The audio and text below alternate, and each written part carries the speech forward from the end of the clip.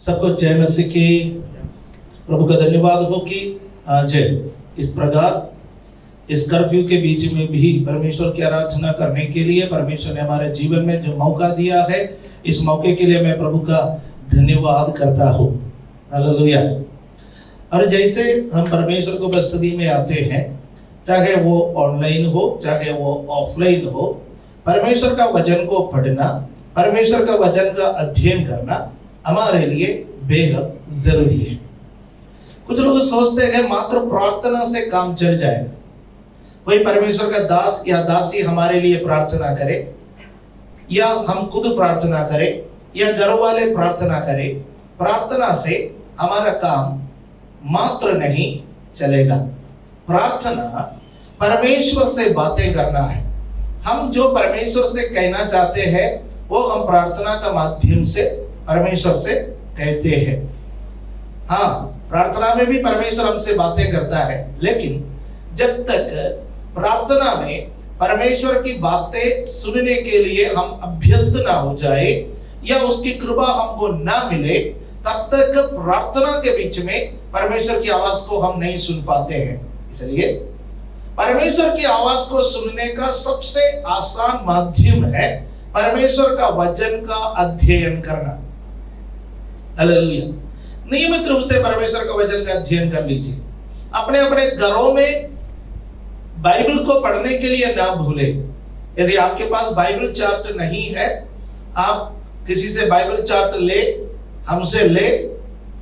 यदि आप यहाँ तक नहीं आ सकता है तो भी किसी के द्वारा आप बाइबल चार्ट को प्राप्त करें और चार्ट के मुताबिक बाइबल पढ़ने को कोशिश करें। बहुत सारे लोग बाइबल को कहीं से भी पढ़ते हैं, वो भी ठीक नहीं है, पढ़ना तो चाहिए, लेकिन चार्ट के मुताबिक यदि आप बाइबल पढ़ेंगे तो आप 1 साल में बाइबल को पूरा पढ़ के कंप्लीट कर पाएंगे। 1.5 साल में होगा, नहीं तो 2 साल में होगा, कभी ना कभी तो होगा। पढ़ते रहिए। बाइबल को पढ़ना हमारे लिए बेहद जरूरी है। राइट। मैं उत्पत्ति का पुस्तक से वॉकिंग विद गॉड, परमेश्वर के संग चलना, आपके लिए बाइबल सिखाने का एक तरीके के रूप में मैं इस प्रकार बाइबल को सिखा रहा हूँ। बीच बीच में मौके के आधार पर अलग अलग प्रचार को भी कर लेता हूँ। जैसा फॉर एग्जाम्पल गुड फ्राइडे आया, ईस्टर आया या बीच में कोई मौका आया तो उसी के आधार पर भी हम वचन को प्रचार करते हैं। लेकिन बाइबल सिखाने का उद्देश्य से मैंने इसे सीरीज को, इस परंपरा को आरंभ किया है। और कोई भी नए व्यक्ति मुझे सुन रहे हैं तो आप मेहरबानी से YouTube में जाए और पिछले समयों में जो इस सीरीज के आधार पर परमेश्वर का वचन को हमने जो अध्ययन किया है वो वहां पर पढ़ा हुआ है, आप उसको भी बीच बीच में सुने और बाइबल को अध्ययन करें और पढ़े। और यदि कोई आपको समझ में नहीं आता, कोई सवाल है तो जरूर आप पूछने के लिए ना हिचकिचाए, आप सवाल को पूछे, क्योंकि जब आप बाइबल पढ़ते हैं या आप वचन सुनते हैं, जरूर आपके मन में अलग अलग प्रकार के सवाल उठ खड़े हो जाएंगे। राइट। आज परमेश्वर का वचन का जो टॉपिक है, वॉकिंग विद गॉड, तो हमारा बड़ा टॉपिक है। उसमें आज मैं आपको याकूब का जो सफर है, जो यात्रा है, पेनियल से लेकर के बेतेल तक, उस सफर के बारे में कुछ बातें आपसे कह करके उसमें से जो आत्मिक बातें निकलते हैं वो आपके सामने में रखना चाहता हूं। जेनेसिस चैप्टर 35 वर्स 1 हम निकालेंगे। उत्पत्ति का पुस्तक 35वां अध्याय, उसका पहला पद। तब परमेश्वर ने याकूब से कहा, यहां से निकलकर बेतेल को जा और वहीं रहे, और वहां परमेश्वर के लिए वेदी बना जिसने तूने उस समय दर्शन दिया जब तू अपने भाई एसाव के डर से भागा जाता था।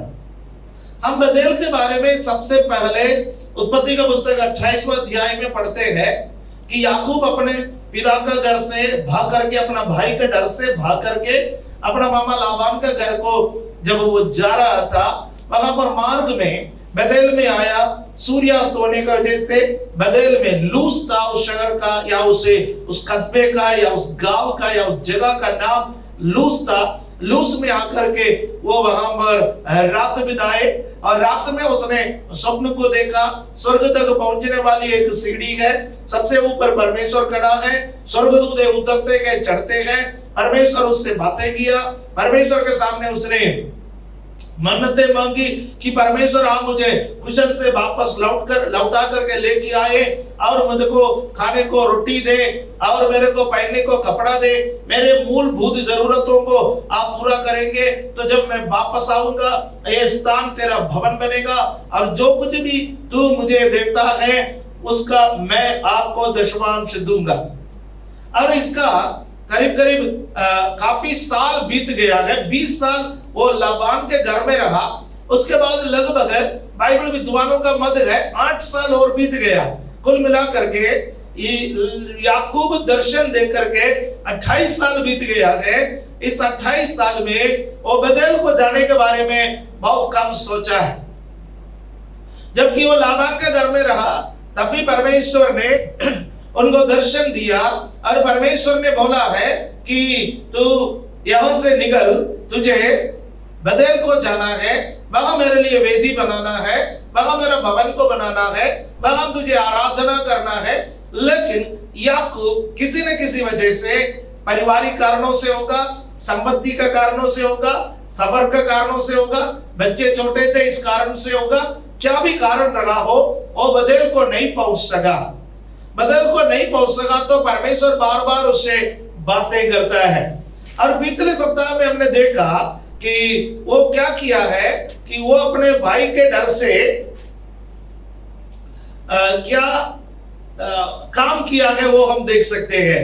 क्या क्या किया है? 3 दल को बांट करके भाई के लिए उपहार के रूप में भेजा। उसके बाद 2 दल बांट करके याबोक नदी के उस पार उतार दिए उन लोगों को, और इस पार वो अकेला रह गया। पूरे रात एक पुरुष आकर के उससे मल्ल युद्ध किया है। उससे मल्ल युद्ध करने के बाद उसको हरा नहीं सकते थे, इसलिए उसके जांघ का नस को छू लिया गया, और याकूब उससे आशीष मांगा। उसने याकूब से अपना नाम पूछा, उसके बाद उसको आशीष दी, उसके बाद उसका नाम बदल करके इस्राएल रखा। और मैंने आपसे कहा याकूब एक ऐसा बंदा रहा है कि जो आप याकूब के जीवन को पेनियल तक देखेंगे, कभी वो जिम्मेवारी लेने के लिए तैयार नहीं है। जिम्मेवारी के लिए और किसी को खड़ा करता है, और किसी को आगे खड़ा करने वाला एक व्यक्ति के रूप में आप याकूब को देखते हैं। लेकिन पेनियल याकूब के जीवन को पूर्णतः बदल दिया है। पेनियल, द फेस ऑफ गॉड। जब आप परमेश्वर का मुख का दर्शन करोगे, आपका जीवन पूर्णतः बदल जाएंगे। हालेलुया, आमीन। बहुत सारे लोग सोचते हैं चंगाई मैंने प्राप्त कर ली, मेरा जीवन बदलेगा, आशीष मुझे मिल गया, मेरा जीवन बदलेगा, परमेश्वर मुझे नौकरी देगा, मेरा जीवन बदलेगा, परमेश्वर मेरे गरीबी को दूर करेगा, मेरा जीवन बदलेगा, मेरे कर्जे में से परमेश्वर मुझे बचाएगा, मेरा जीवन बदलेगा। भाइयों बहनों, मैं आपसे कहना चाहता हूं, जब तक आपका जीवन में पेनियल नहीं आएगा तो आपका जीवन कभी बदलेगा नहीं। पेनियल का अर्थ है परमेश्वर का चेहरे का दर्शन करना। हालेलुया। परमेश्वर के साथ एकांत में मुठभेड़ करना। जब तक आप उद्धार नहीं पाओगे, जब तक आप पेनियल के अनुभव में नहीं आओगे, जब तक परमेश्वर के साथ व्यक्तिगत संबंध में आप नहीं आओगे, आपका और मेरे जीवन बदलने वाला नहीं है। हमें उसके बाद याकूब का जीवन कैसे बदला है, आप 33वां अध्याय का, जेनेसिस चैप्टर 33, उत्पत्ति का पुस्तक 33वां अध्याय का पहला पद से लेकर के पद 4 तक पढ़ने का समय याकूब एसाव से मिलने के लिए जा रहे, एसाव से मिलने के लिए जा रहे, राइट। यहां पर आप देखिए उसने क्या योजनाएं बनाए। मैंने आपसे पहले कहा याकूब पूरे जीवन काल में योजना बनाने वाला बंदा रहा। पेनियल तक वो बिकॉज ऑफ फियर, डर के कारण योजना बनाता था। पेनियल के बाद उसका योजना बनाने का तरीके में परिवर्तन आया। उद्धार प्राप्त करने के बाद आपका जीवन बदलता है, आप पहले जैसा नहीं रहता है। हालेलुया, इस बात को ध्यान रखिए। हमें हालेलुया। और याकूब के जीवन में क्या बदलाव आया, उस बदलाव पहला पद से लेकर के चौथा पद तक आप पढ़ सकते हैं। आपका जानकारी के लिए मैं पढ़ करके सुनाना चाहता हूं, ताकि बाइबल भी हम साथ साथ पढ़ सके। आप जो घरों में बैठते हैं, बाइबल है तो मेरे साथ आप उसको खोल करके पढ़िएगा। Genesis chapter 33 verse 1। और याकूब ने आंखें उठाकर ये देखा कि एसाव 400 पुरुष संग लिए हुए चला आता है। तब उसने बच्चों को अलग अलग बांट कर लिया और राहेल और दोनों दासियों को सौंप दिया। और उसने सबके आगे लड़कों समेत दासियों को, उसके पीछे लड़कों समेत लिया को, और सबके पीछे राहेल और यूसुफ को रखा। और आप उन सबके आगे बढ़ा और 7 बार भूमि पर गिरकर दंडवत की और अपने भाई के पास पहुंचा। तब ऐसा उससे भेंट करने को दौड़ा और उसको हृदय से लगाकर गले से लिपटकर चूमा। फिर वे दोनों रो पड़े। मैं आपसे पहले से कह रहा था, 400 बंदों को लेकर के एसाव मिलने के लिए आ रहा है सुनकर याकूब डर गए। डर के कारण वो योजनाएं बनाते रहा, लेकिन पेनियल के बाद उसका योजना में परिवर्तन आया। योजना में क्या परिवर्तन आया? सबसे पीछे रहने वाला याकूब को इस बार आप सबसे आगे देख रहे हैं। हालेलुया, आमीन। परमेश्वर के पास मुलाकात करने के बाद, परमेश्वर के पास आने के बाद आपका जीवन बदल जाता है। सब बातों में पीछे रहने वाला आप, सब बातों में, आत्मिक बातों में, चुनौती देने में, हालेलुया, जोखिम उठाने में हमेशा आगे दिखाई देंगे। यहां पर आगे दिखाई देने वाला याकूब, पहले क्या होता था? रिमोट कंट्रोल उसका हाथ में था, लेकिन वो हमेशा पीछे रह करके अगुवाई करता था। लेकिन यहां पर याकूब दल के आगे। आप उसका तीसरा पद पढ़ने का समय वहां पर लिखा हुआ है, और आप उन सबके आगे बढ़ा। हालेलुया। परमेश्वर नहीं चाहता है कि आप पीछे रहे, परमेश्वर चाहता है कि आप आगे बढ़े। परिवार में आप आगे बढ़े, आप जोखिम उठाए, आप परमेश्वर के लिए खड़े हो जाए। हालेलुया, आमीन। अभी तक आप पीछे रहा, और कोई प्रार्थना करेगा, और कोई बाइबल पढ़ेगा, और कोई शैतान से लड़ेगा, और कोई मेरे लिए काम करेगा, नहीं। परमेश्वर चाहता है कि आप बाइबल पढ़े, परमेश्वर चाहता है कि आप प्रार्थना करें, परमेश्वर चाहता है कि आप शैतान से लड़े, परमेश्वर चाहता है कि आप आगे बढ़े। हालेलुया। आप क्या प्रभु से कह सकते हैं, प्रभु हाँ मैं आगे बढ़ने के लिए तैयार हूं, मैं आगे बढ़ने के लिए तैयार हूं। आगे बढ़ने वाला याकूब, आमीन। अपने भाई के सामने दंडवत करने वाला, अपने भाई के सामने 7 बार वो दंडवत किया। पहली बार एसाव को अपना बड़ा होने का अनुभव महसूस हुआ जब याकूब उसके सामने दंडवत किया। उसका परिणाम क्या निकला है? उसके परिणाम, वो बड़ा भाई अपने छोटे भाई को मारना चाहता था, वो उसको हृदय से लगाया, गले लगाकर, हृदय से लगा करके उसको चूमा, और दोनों भाई आपस में रो पड़े हैं। अपने आप को नम्र कीजिए। हालेलुया। जो आपका विरोधी है वो आपको गले से लगाएंगे। अपने आप को नम्र करना। याकूब अभी तक नम्रता की बातों को नहीं सीखे थे जब तक परमेश्वर से मुलाकात नहीं किया, लेकिन जब परमेश्वर से मुलाकात किया वो नम्रता की बात को सीख रहे, वो अपने आप को नम्र कर रहा है। दूसरा कुरिन्थी 5वां अध्याय उसका 17वां पद में क्या लिखा हुआ है, यहां पर आप देख सकते हैं।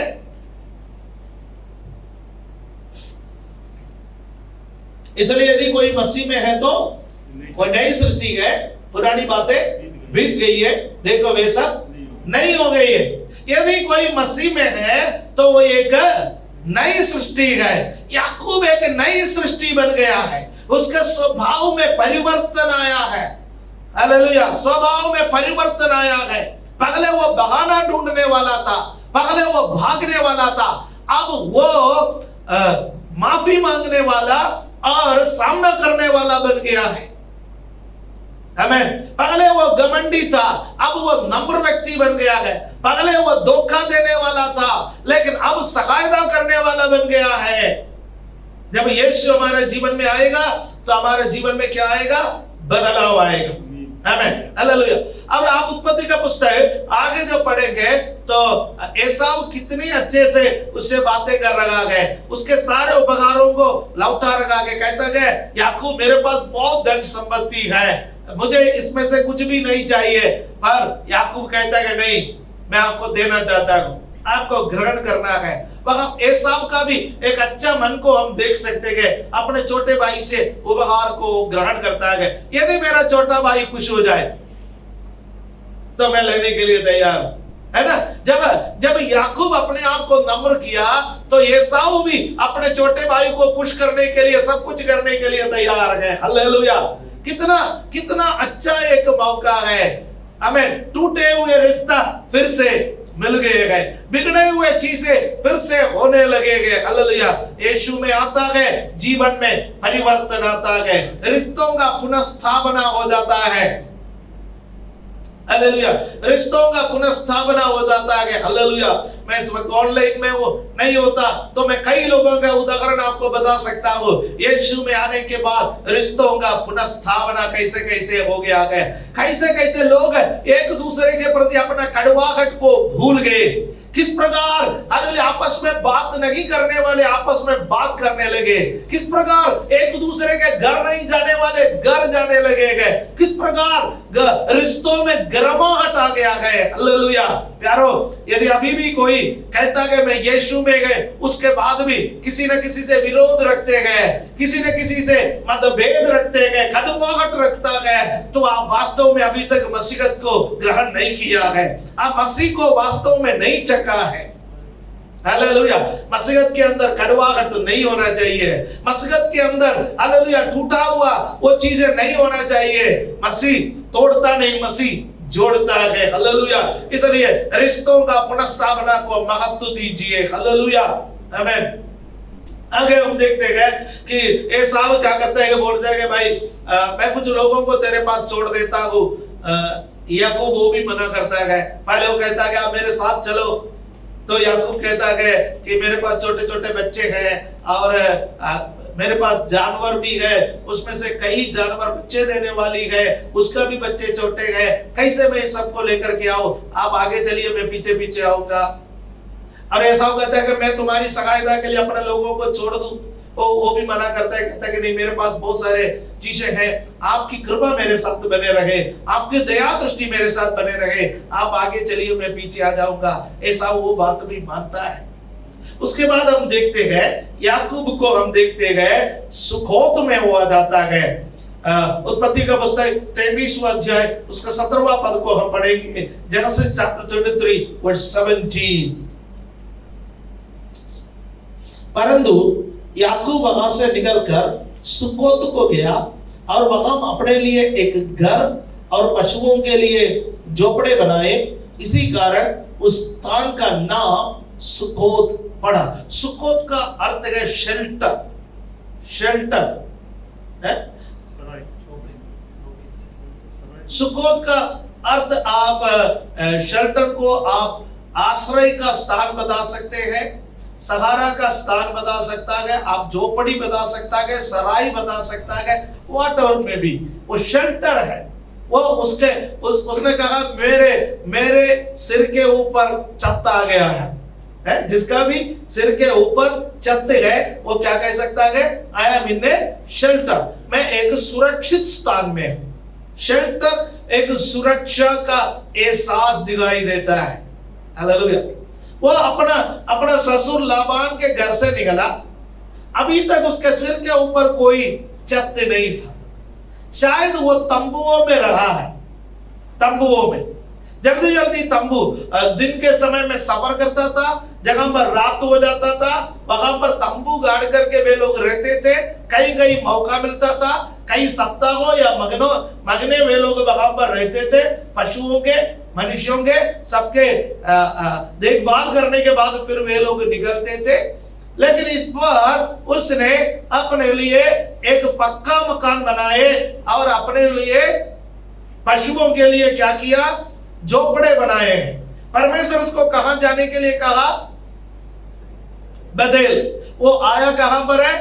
सुकोत में। सुकोत में। कई बार हमारे जीवन में भी ऐसा है, हम आत्मिक जीवन में आगे निकलने के लिए चल पड़ा है, लेकिन बीच बीच में आश्रय का स्थान हमें मिल जाता है, सुखोत मिल जाता है, कुछ कुछ सुरक्षा हमें मिल जाता है, लेकिन इस सुरक्षा में रहने के लिए परमेश्वर ने आपको और मुझे नहीं बुलाया।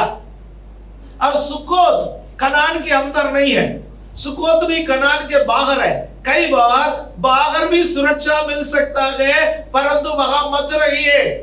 बाहर भी छत मिल सकता है, वहां मत रहिए। आपको बुलाया है बेथेल को जाने को, आपको बुलाया है कनान की ओर जाने को, आपको बुलाया है दो बात करने के लिए, एक परमेश्वर का भवन बनाने के लिए, दूसरा परमेश्वर के निवास स्थान पर रहने के लिए, और दूसरा आपको बुलाया है परमेश्वर की आराधना करने के लिए। जब 35:1 में परमेश्वर याकूब से क्या कहता है? Settle in Bethel.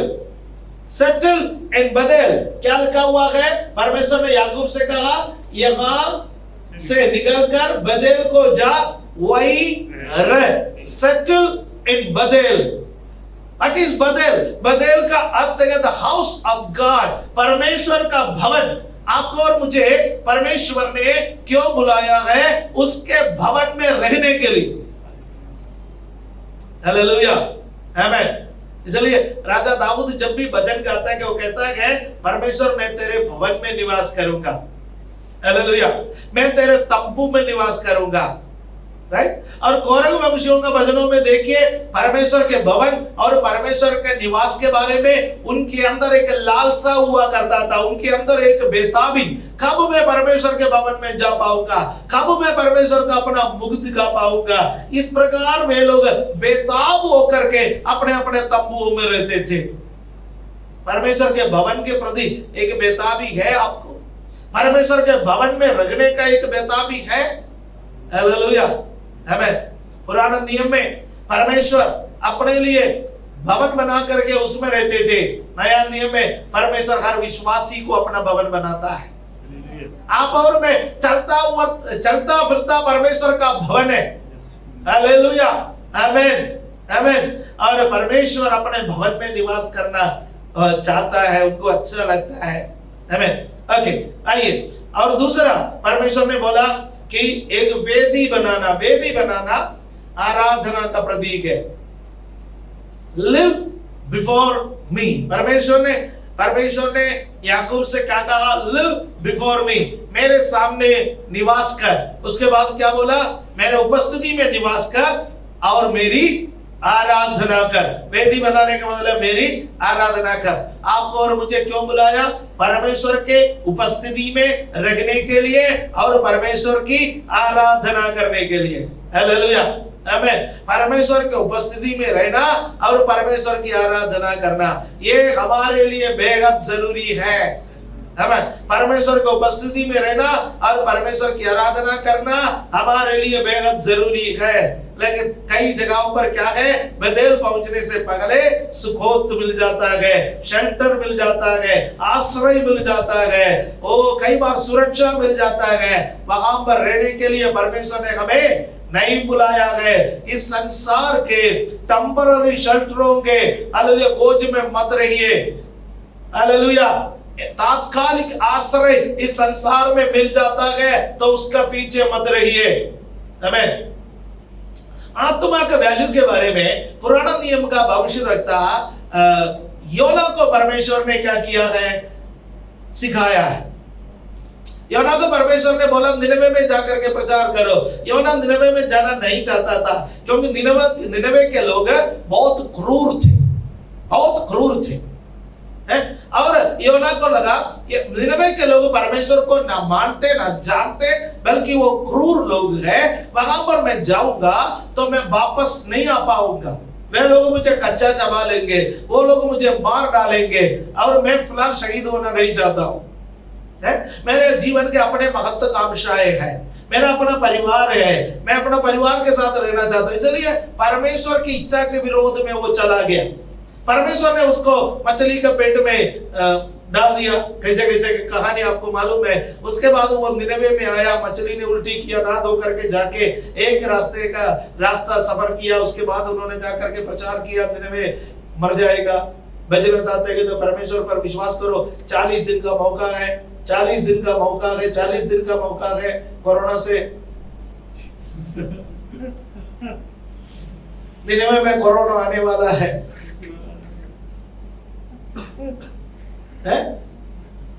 बचना चाहते हो तो परमेश्वर को पुकारो। हालेलुया प्यारो, इस महामारी से बचना है तो हमें भी एक ही मार्ग है, परमेश्वर को पुकारे, परमेश्वर को पुकारे। यही हमारी प्रार्थना है, पूरा देश घुटने के बल आ जाए और परमेश्वर को पुकारे। हालेलुया। सबसे पहले कलीसियाएं घुटने के बल आए और परमेश्वर को पुकारे, नहीं तो हम इस महामारी से नहीं बच पाएंगे। हालेलुया। हमें पिछले कल मैंने एक डॉक्टर का एक संदेश सुना है। इतना डरावना संदेश है, इतना डरावना संदेश है कि हालेलुया, ये नहीं बता पा रहा है कि जुलाई के महीने तक कौन कौन बच पाएगा, कौन नहीं बच पाएगा।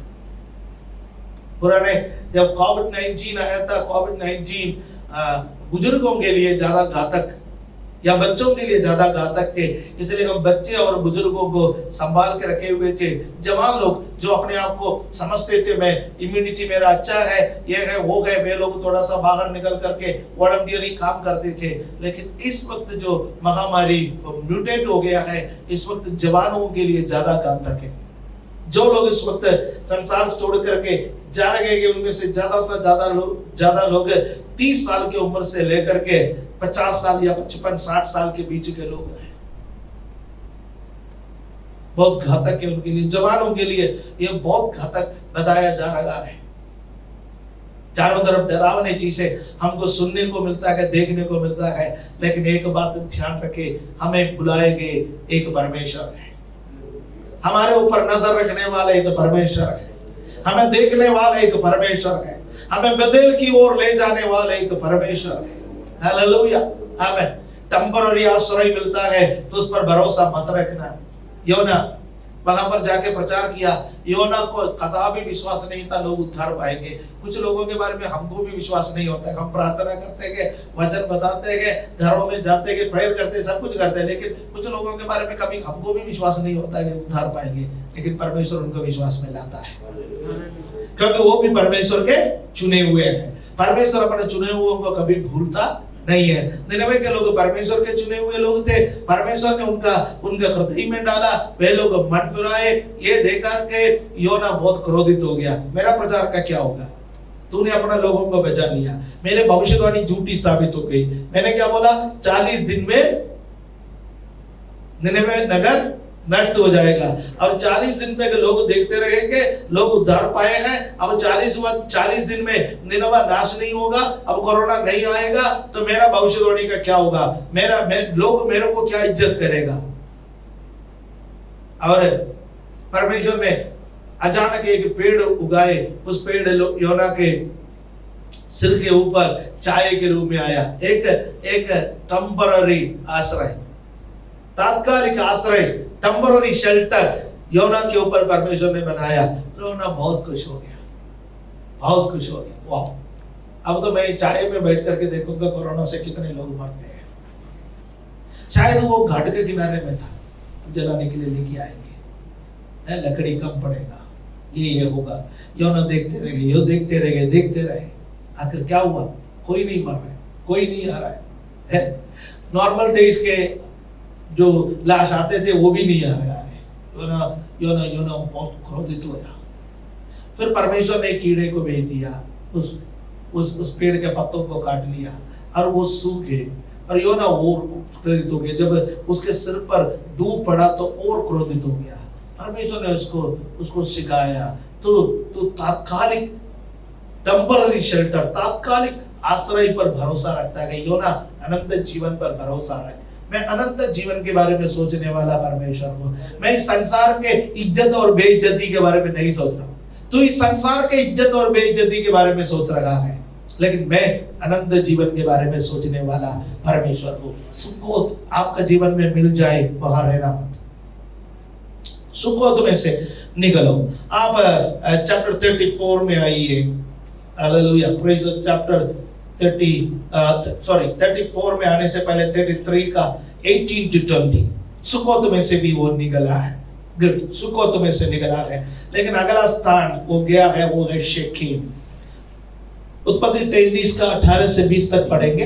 और याकूब जो पद्दनराम से आया था, उसने कनान देश के शेकेम नगर के पास कुशल क्षेम से पहुंचकर नगर के सामने डेरे खड़े किए और भूमि के जिस खंड पर उसने अपना तंबू खड़ा किया, उसको उसने शेकेम के पिता हामोर के पुत्र के हाथ से 100 कसीतों में मोल लिया और वहां उसने एक वेदी बनाकर उसका नाम एल एलोहे इस्राएल रखा। एल एलोहे इस्राएल का अर्थ है इस्राएल का परमेश्वर या इस्राएल का सर्वशक्तिमान परमेश्वर। पुराने समय पर लोग जब वेदी बनाते थे उसको क्या क्या देते थे? नाम देते थे ताकि पता चले कि जो वेदियां बना करके आएंगे ये वेदी उससे भिन्न है। और यहां क्या करते हैं, और वो शेखेम में आया। शेखेम वो जगह है, कनान का हिस्सा है शेखेम। और शेखेम एक नगर, उस नगर में उन्होंने जमीन खरीदा और वहां अपने लिए मकान बनाए। परमेश्वर उसको कहां जाने के लिए कहा? परमेश्वर ने याकूब से कहा कि याकूब तुझे जाना है बेतेल। परंतु याकूब बेतेल जाने का बजाय याकूब शेकेम में आए और थोड़े दिन शेकेम में ठहरने के लिए उन्होंने सोचा और उन्होंने वहां पर जमीन खरीदे और पक्के मकान बनाए। और वो जगह नगर के बिल्कुल पास था। शेकेम एक नगर था, नगर के पास था। और आप 34वां अध्याय में आएंगे। 34वां अध्याय या चैप्टर 34, जेनेसिस चैप्टर 34 याकूब के जीवन के सबसे काला अध्याय है। याकूब के जीवन में उस अध्याय में कई दुर्घटनाएं हुए, या 2 मुख्य दुर्घटनाएं उसमें हुए। एक, उसकी बेटी मलिन हो गई और दूसरा, उसके बेटे हत्यारे बने। Right, okay. अब मैं वहां पर आज थोड़ा स्ट्रेस देके आपसे बात करूंगा, फिर मैं समाप्ति पर आना चाहता हूं। राइट, हम 34 के पहला आयत को पढ़ेंगे, चैप्टर 34 वर्स 1। एक दिन लिया की बेटी दीना जो याकूब से उत्पन्न हुई थी, उस देश की लड़कियों से भेंट करने को निकली। तब उस देश के प्रधान हिब्बी हमोर के पुत्र शेकेम ने उसे देखा और उसे ले जाकर उसके साथ कुकर्म करके उसको भ्रष्ट कर डाला। परमेश्वर ने याकूब से क्या कहा? तुझे जाना कहां पर है? बदल की ओर जाना। लेकिन वो रहा कहां पर? शेकेम में। शेकेम में उसने टेम्पररी शेल्टर नहीं था, वो टेम्पररी शेल्टर नहीं था। यदि टेम्पररी शेल्टर होता तो वो वहां पर जमीन नहीं खरीदते। वहां जमीन खरीद के उन्होंने वहां पर पक्के मकान को बनाए और वहां पर कुछ समय रहने की उनकी इच्छा थी।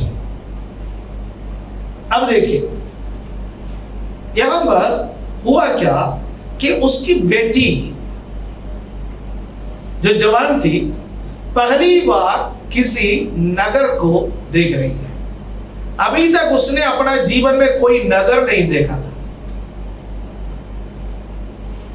वो अपने नाना के घर में रहती थी, और वहां से धीरे धीरे धीरे धीरे धीरे धीरे वो चल करके आ रही है, और जितने जगहों से वो चल करके आई है वो सारे जगह या तो जंगल है या मरुस्थल है या छोटे छोटे गांव में से हो करके निकल करके आई है, और पहली बार वो किसी शहर में आई है। और जब शहर में आए हैं, शहर के लड़कियों से देखने के लिए, लड़कियों को देखने के लिए, लड़कियों से मिलने के लिए उसको इच्छा हुई वो शहर के अंदर प्रवेश कर। आप जान सकते हैं कि जब गांव के लोग शहर में आ जाते हैं, हमारे जो बच्चे हैं वो इन दिनों में हमारे जो बच्चे हैं, हमारा कलीसिया भी शहर में है, तो हमारे बच्चे जो है वो शहर में पैदा हुए हैं, इसलिए उनको शहर कोई ऐसा बात नहीं लगते कि यहाँ कुछ रहस्य है। उनको गांवों में जाते हैं तो बड़ा उत्सुकता लगते हैं, राइट। लेकिन जब कोई व्यक्ति गांव में जवान हुए हैं, बड़े हुए हैं, ऐसा कोई जो पहली बार शहर को आए, शहर को देखेंगे, शहर का लोगों का पहनावा, शहर का लोगों का भोजन, शहर का लोगों का चलने का तरीका, शहर का लोगों का बोलचाल, शहर के लोगों का जो तीव्र गति, ये सब जब देखेंगे बहुत चकित होकर के रह जाएंगे, है ना। उसके तरफ आकर्षित हो जाता है, सब लोग शहर के तरफ आकर्षित हो जाता है।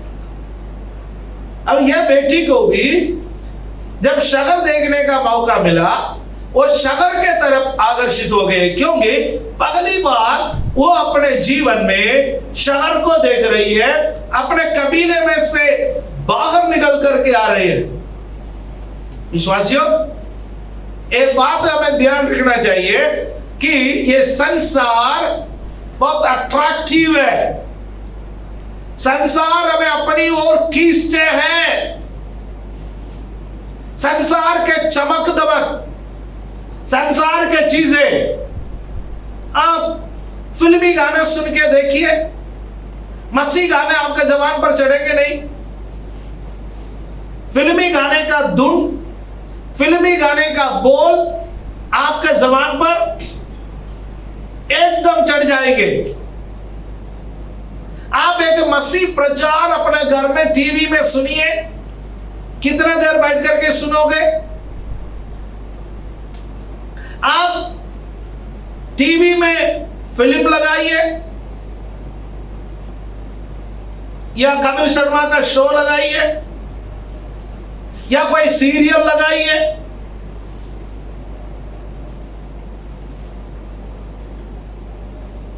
जब पिछले दिनों में एक मसीह घर में दोपहर का वक्त गए तो मैंने देखा वहां लोग सीरियल देख रहे थे। घर तो मसीह है। इतवार के दिन आराधना में आता है तो आत्मा में पगला गाने में ही हो जाते हैं। हम तो 3 के बाद भी नहीं हो पा रहे।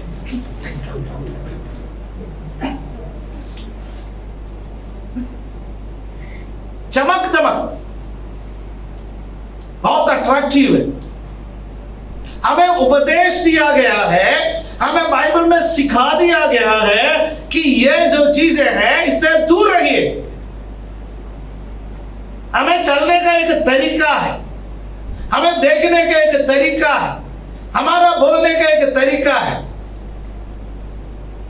नहीं है तो हम प्रदूषित हो जाएंगे। ये बेटी प्रदूषित हो गई। कारण क्या है? भलाई क्या है, बुराई क्या है, पहचानने के लिए वो नाकाम रही। जब पहली बार किसी ने उसके सामने लुभाने वाली बातें कही, वो उसके चपेट में आ गई। संसार लुभाने वाली बातें कहते हैं। संसार आपको बहकाएंगे, संसार आपको कभी छोड़ेंगे नहीं।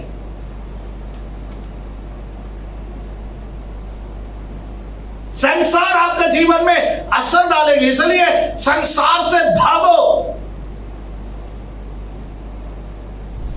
जब पौलुस तीमुथियुस को पत्र लिखता है उसमें वो कहता है कि जवानी की अभिलाषाओं से भागो। जब आप जवानी की अभिलाषाओं से भागोगे तो लोग आपका मजाक उड़ाएंगे,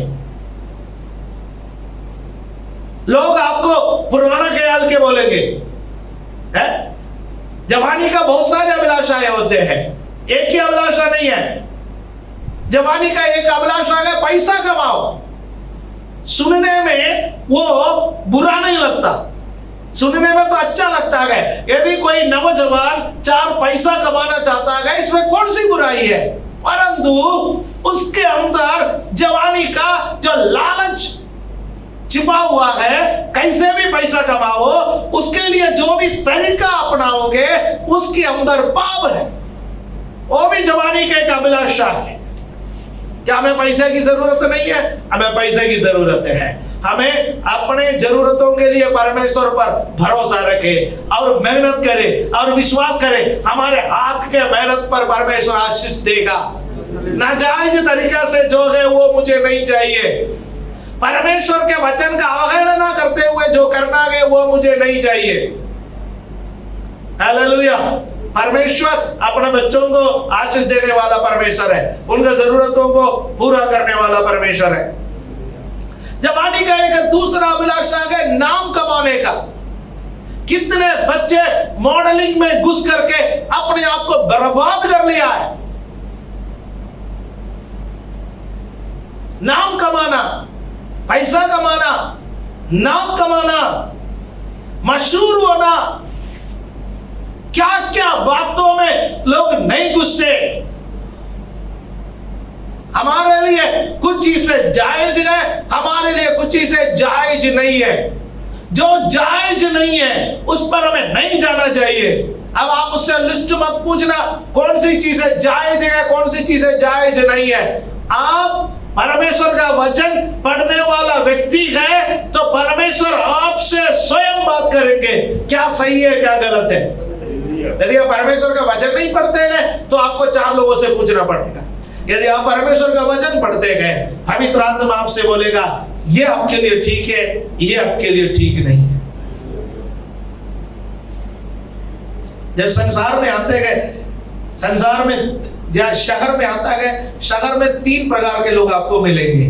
वो उनके बारे में भजन 1 का 1 में लिखा हुआ है। भजन 1 का 1 उसका पहला वचन को पढ़े। भजन 1:1 संसार में 3 लोग हैं। एक दुष्ट, पहला व्यक्ति कौन मिलेगा? दुष्ट। दूसरा व्यक्ति कौन मिलेगा? पापी। तीसरा व्यक्ति कौन मिलेगा? टट्टा करने वाला। इन तीनों से बचे रहिए।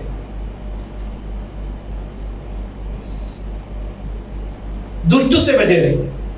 दुष्ट आपको दुष्टता सिखाएंगे, दुष्टता, राइट। फिर पापी आपको पाप की ओर ले जाएंगे। टट्टा करने वाला आपको कभी आगे बढ़ने नहीं देंगे। आप जब भी आगे बढ़ने का कोशिश करेंगे वो आपका मजाक उड़ाएंगे, वो आपको पीछे खींचेंगे। तो इसलिए भजन 1:1 में कहता है क्या ही धन्य है वो मनुष्य जो दुष्टों की योजना पर नहीं चलता या दुष्टों की युक्ति पर नहीं चलता, ना पापियों के मार्ग में खड़ा होता और ना टट्टा करने वालों की मंडली में बैठता है। ये जो दीना है, ये जो याकूब की बेटी है, वो भूल गई। वो शहर में गई, दुष्ट के साथ बैठ गई, पापी के साथ खड़ी हो गई और टट्टा करने के वाले के साथ बैठ गई। दुष्ट के मार्ग पर, पापियों के मार्ग में गई, टट्टा करने वालों के साथ बैठ गई और वो खुद भ्रष्ट हो गई। ठीक है। और पहला यूहन्ना 2 अध्याय उसका 15 से 17 तक हम पढ़ेंगे। 1 John chapter 2 verses 15 to 17। तुम ना तो संसार से और ना संसार की वस्तुओं से प्रेम रखो। यदि कोई संसार से प्रेम रखता है तो उसमें पिता का प्रेम, दोनों साथ साथ नहीं चल सकते। पिता से प्रेम रखो, संसार से प्रेम मत रखो। हम संसार में रहते हैं परंतु हम संसारिक ना बने। संसार में रहो, संसारिक ना बने। और हमारे अंदर किसका प्रेम होना चाहिए? पिता का प्रेम। इस बेटी के अंदर पिता का प्रेम थोड़ा कम है। नहीं है, तो वो लड़का मिल गया, उसने इसको शादी का प्रस्ताव रखा, इसको बहलाया, इसको फुसलाया, इसको अपने घर में लेके जाने के लिए कोशिश किया या कहीं भी एकांत स्थान में लेकर के गया, उससे पहले ये लड़की ये बोलती थी मैं अपना पिता से पूछ करके आऊंगी, मैं अपना पिता को बता करके आऊंगी। उसके अंदर पिता का प्रेम कहीं ना कहीं कम रह गए। इसलिए जब एक लड़का मिला, पहली बार शहर के अंदर गया तो उस लड़का मिला, उसने आई लव यू बोल दिया, वो गिर गई। तो हमें बजे रहना है। संसार हमें लुभाएंगे, संसार हमको बहुत वायदाएं करेंगे, राइट। ओके, फिर क्या है 16वां पद, क्योंकि जो कुछ संसार में है अर्थात शरीर की अभिलाषा, आंखों की अभिलाषा, जीविका का घमंड, ये पिता की ओर से नहीं है, ये संसार से है। ठीक, ये संसार हमें क्या दे सकता है? आंखों की अभिलाषा, शरीर की अभिलाषा और जीविका का घमंड, ये तीनों संसार दे सकता है। इससे ज्यादा संसार हमें कुछ भी नहीं दे सकता है। 3 लोग है ना, शहर में 3 लोग, संसार में 3 लोग मिलेंगे, दुष्ट, पापी और टटा करने वाला। ठीक है, वो आपको 3 अभिलाषाएं दे सकता है, शरीर की अभिलाषा, आंखों की अभिलाषा और जीविका का घमंड। इससे हमें क्या करना चाहिए? दूर होना चाहिए। इस लड़की को बताया होगा मैं तेरे से शादी करने के लिए तैयार हूं, मेरे बात को मान लो, ऐसा है तो तुम्हें शहर में रहने का मौका मिलेगा, नहीं है तो थोड़े दिन में तुम्हारा पापा बदेल को चले जाओगे और बदेल को जाकर के वहां पर हालेलुया हालेलुया हालेलुया बोल करके बैठोगे। क्या मिलेगा तुझे? फिर गांव में क्यों जाओगे? फिर बंजारों के समान घूमने फिरने के लिए क्यों जाओगे?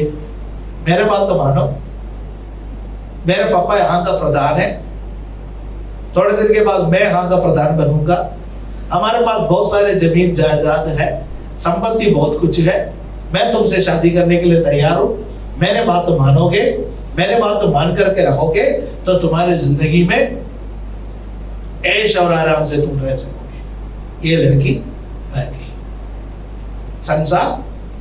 संसार हमें बहकाने के लिए क्या क्या वायदाएं नहीं करता है।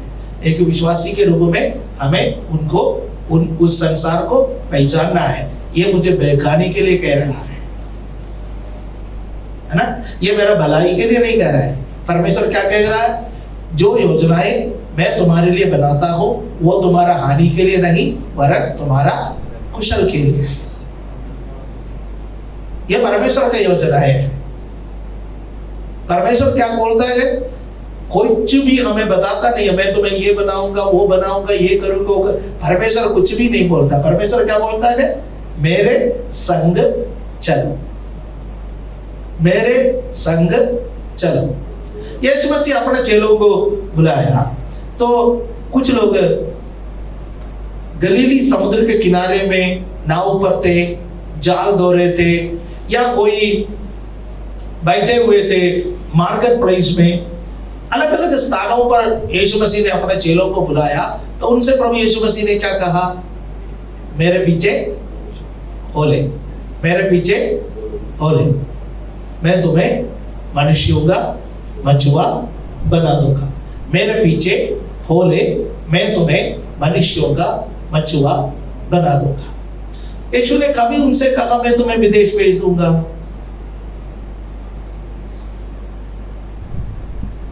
तोमा से कहा मैं तुम्हें भारत भेज दूंगा?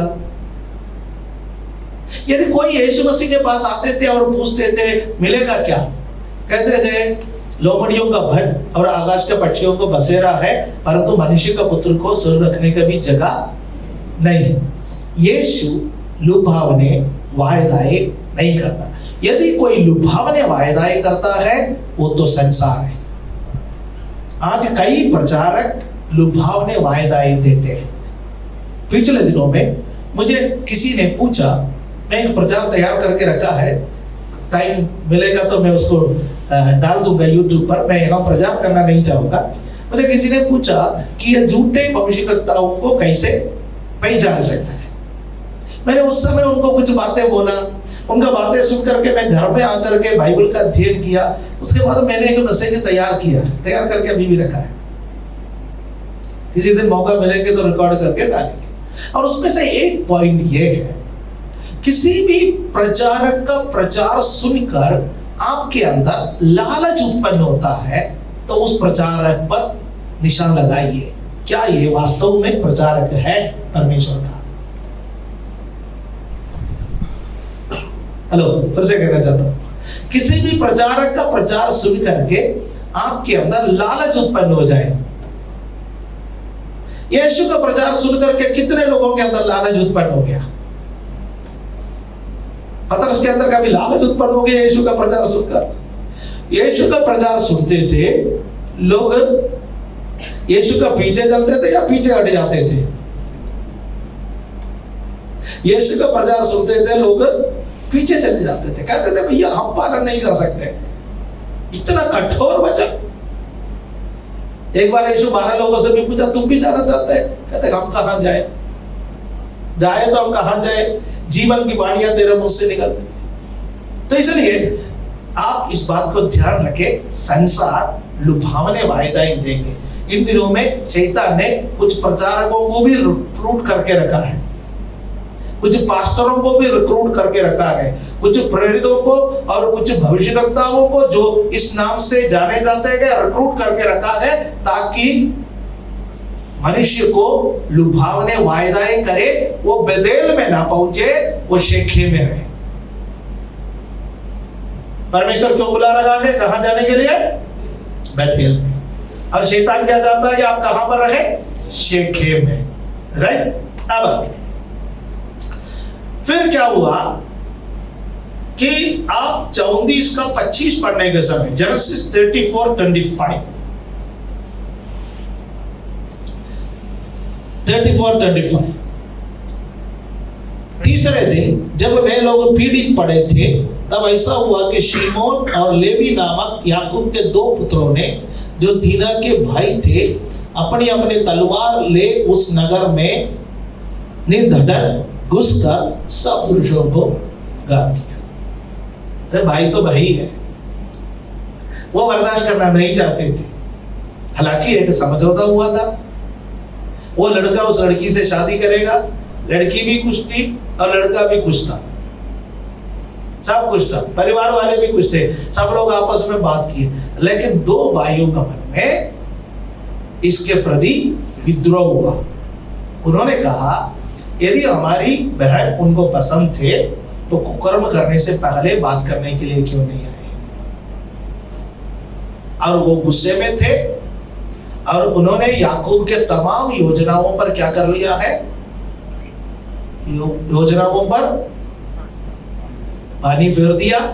वो हत्यारे बन गए, 2 बेटे हत्यारे बन गए और याकूब को मजबूरन वहां से भागना पड़ा शेकेम से।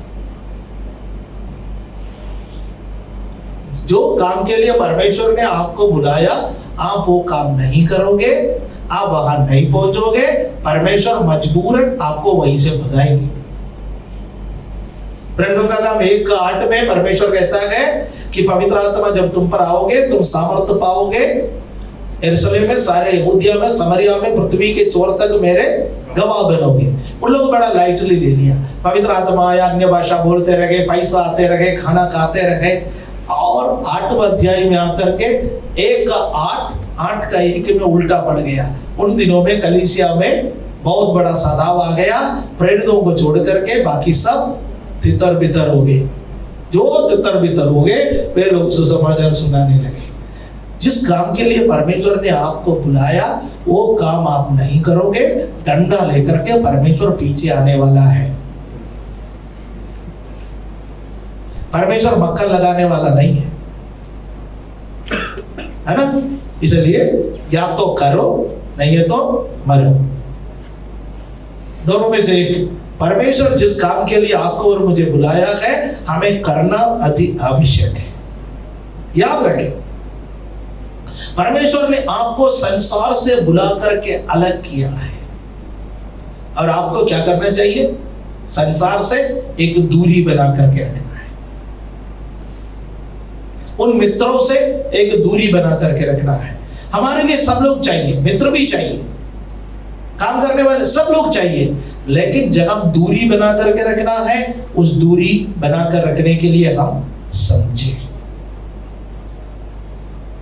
अब आप 35वां अध्याय पढ़ने का समय, 3 मौत है। याकूब के घर में 3 मौत होते हैं।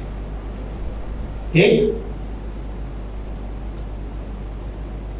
राहेल मर जाती है। राहेल मरने से पहले रिबका की दासी मर जाते हैं,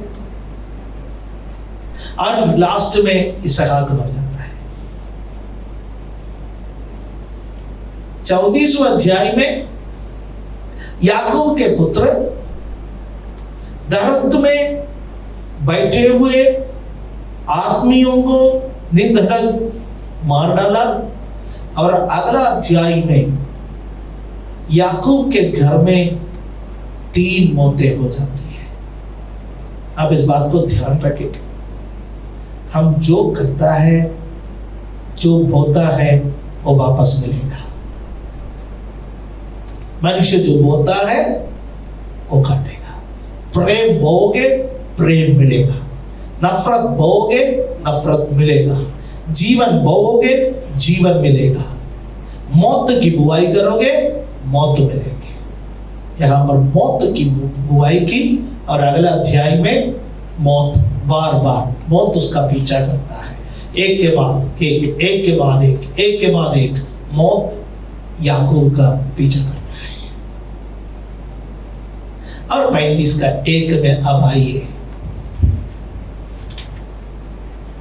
35 का 1 में परमेश्वर याकूब से कहता है कि अपने सुकोत को और शेखेम को सब छोड़ दो, याकूब बतेल को जा। अब 2-3 वचन पढ़ेंगे। तब परमेश्वर ने याकूब से कहा, यहां से निकल करके बतेल को जा और वहीं रह, और वहां परमेश्वर के लिए वेदी बना, जिसने तुझे उस समय दर्शन दिया जब तू अपने भाई एसाव के डर से भाग जाता था। तब याकूब ने अपने घराने से और उन सब से भी जो उनके संग थे कहा, तुम्हारे बीच में जो पराये देवता है उन्हें निकाल फेंको, और अपने अपने को शुद्ध करो, और अपने वस्त्र बदल डालो। आगे, और आओ हम यहाँ से निकलकर बतेल को जाए, वहां मैं परमेश्वर के लिए एक वेदी बनाऊंगा, जिसने संकट के दिन मेरी सुन ली, और जिस मार्ग में से मैं चलता था उसमें मेरे संग रहा। नेक्स्ट, इसलिए जितने पराये देवता उनके पास थे और जितने कुंडल उनके कानों में थे, उन सभी को उन्होंने याकूब को दिया, और उसने उसको उस बाज वृक्ष के नीचे जो शेखेम के पास है गाड़ दिए। कुछ चीजों को गाड़ दो, आपको नहीं चाहिए।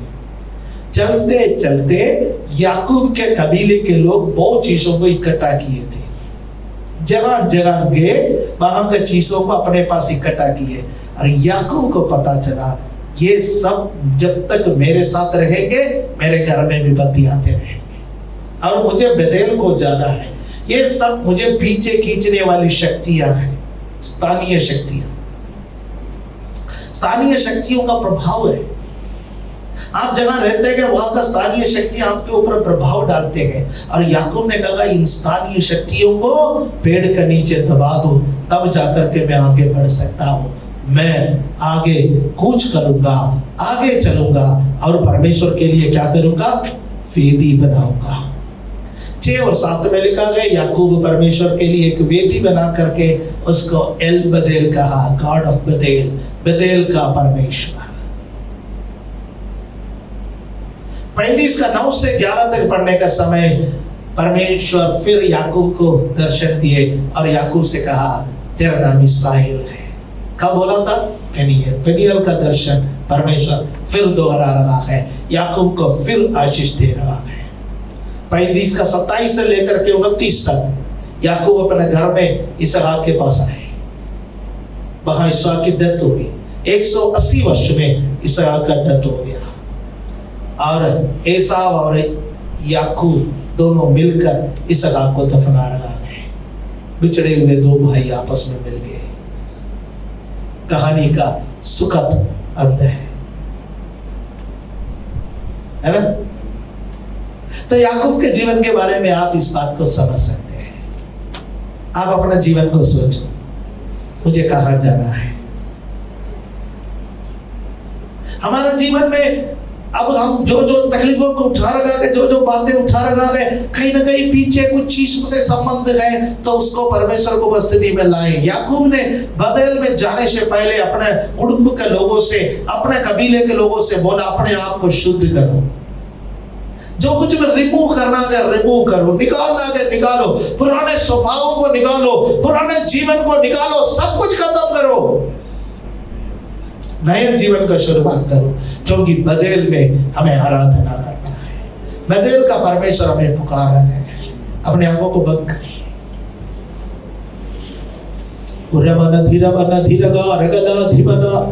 प्यारो, एक बहुत बड़ा पोर्शन था, मैं थोड़ा स्लो में आपको बताया है, एक कहानी के रूप में आपको बताया है। आप इसको बाइबल में पढ़िए और परमेश्वर से बोलिए, प्रभु मुझसे बातें कर। परमेश्वर आपसे बातें करेगा। संसार से अलग होकर जीवन बिताने के लिए परमेश्वर ने आपको बुलाया है। स्वर्गीय पिता, हम आपकी उपस्थिति में आते हैं, हम हमारे जीवन को आपके हाथ में समर्पण करते हैं। हमें आशीष दे, संभाल, सहायता।